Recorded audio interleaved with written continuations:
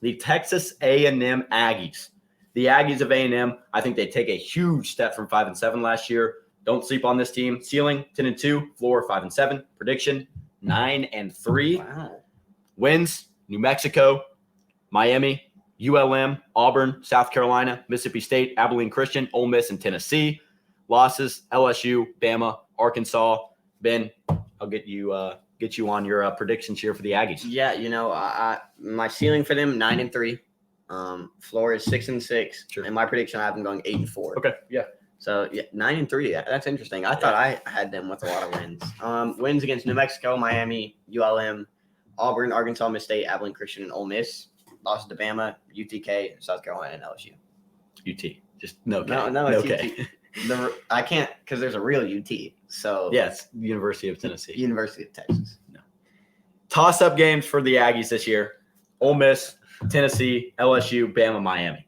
I think you got a lot of toss-up games in a College Station this year. A lot of toss-up games. What do you think? Tennessee and not South Carolina. I think you beat South Carolina. I once we get to SEC West or East expectations, our real thoughts on the Gamecocks are going to come out. So just be ready. But no, Tennessee's toss-up, Ole Miss is a toss-up, LSU, Bama, and Miami. Because I think, look, if we don't really know how – I think this team's going to compete. I think this team's going to be better than 5-7. No doubt about it. But once you get to LSU and Bama, we're going to see how competitive they really are, right? Because if this team's really good, they'll win. If they're not as good as we think, they may go out and lose. The A&M team in the past hasn't mattered against Bama. True. That is true. They just make the game happen. Yeah. Even last year, it wasn't like crazy out of proportion for them to win the game. No, it was close. It was really close. Yeah. Who was playing quarterback? Because it was the Monroe game, and it might have been King where he overthrew Evan Stewart. Yeah, last second. Yeah. Everyone was like, "What are you doing?" Yeah, that was definitely Haynes King. Yeah, that's right. But look, I really do like A&M to come in and compete. It's a big year for Jimbo, right? You had the number 1 class in 2022. Then you go 5-7. Lost a ton to the portal. You find your QB1 though. You find Evan Stewart to go alongside of him, and you hire Bobby Petrino to come in and run this offense. How much of the range you give him to run this offense, I'm not completely sure, right? I love Jimbo. I love the way that I don't really know how to put it, but I like Jimbo and I like the hire, I guess I would say. I like Bobby Petrino to come in and run this offense. He's definitely got experience. He was at Arkansas. He did a fine job in some years, but this schedule does no favors for A&M. You definitely have a pretty rough schedule. You have to play Tennessee, Alabama, Arkansas, LSU, Ole Miss. Like, this schedule is a gauntlet. But with a guy like Connor Weigman, who threw 8 touchdowns, no interceptions, 5 games played, showed flashes of a very good SEC quarterback, I think anything's possible for A&M, Ben.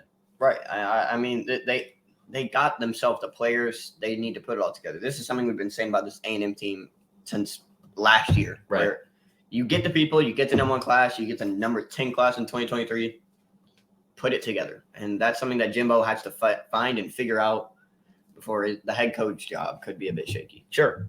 Yeah, I mean, Connor Weigman went in, had flashes of greatness, like I said. We'll see how he works with Petrino and Fisher. He thought that friggin' 2009 offense that Jimbo Fisher was running, because that wasn't it. But hopefully he gives some of the reins to Bobby Petrino, lets him be the offensive coordinator and work with Connor Weigman, because I think that could be pretty good. Top 25 transfer class. Look, Jimbo continues to pull guys in. You haul in a couple defenders. You haul in 2 group of 5 running backs to replace Devin Achane, hopefully, who's a huge loss. And yeah, I mean, I'll let you get your 2 cents in on this A&M portal class, because their offense is set, right? You know what they're going to be at offense. It's just going to be, I guess, help us naming these players isn't going to help you until you see them on the field, right? Because Evan Stewart sounds like a big name. Noah Thomas has been slept on, but he's a pretty good receiver, right? Anaya Smith comes back in the slot, right? Like, Reuben Owens should be the running back right now, and all 5 offensive linemen return. So we can sit here and name all this, but it's just we're going to have to see what this team does with the talent they have, what Bobby Petrino runs this offense like, if he runs the offense.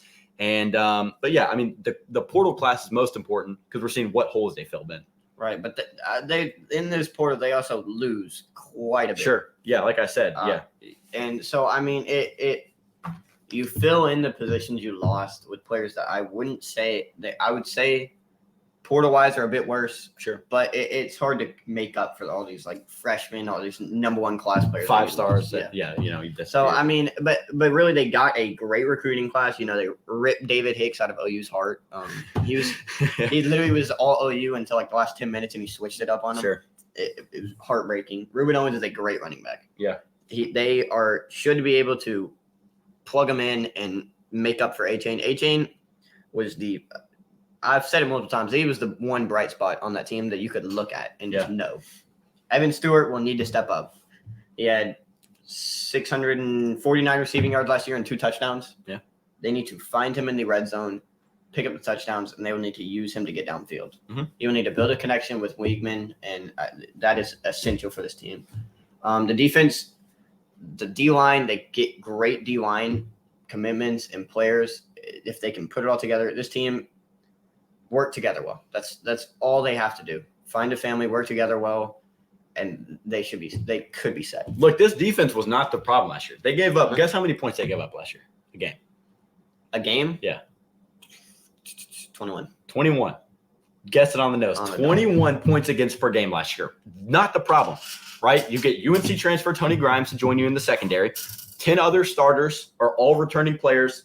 Not to mention, you mentioned David Hicks. Other true freshmen are going to be pretty big impact players.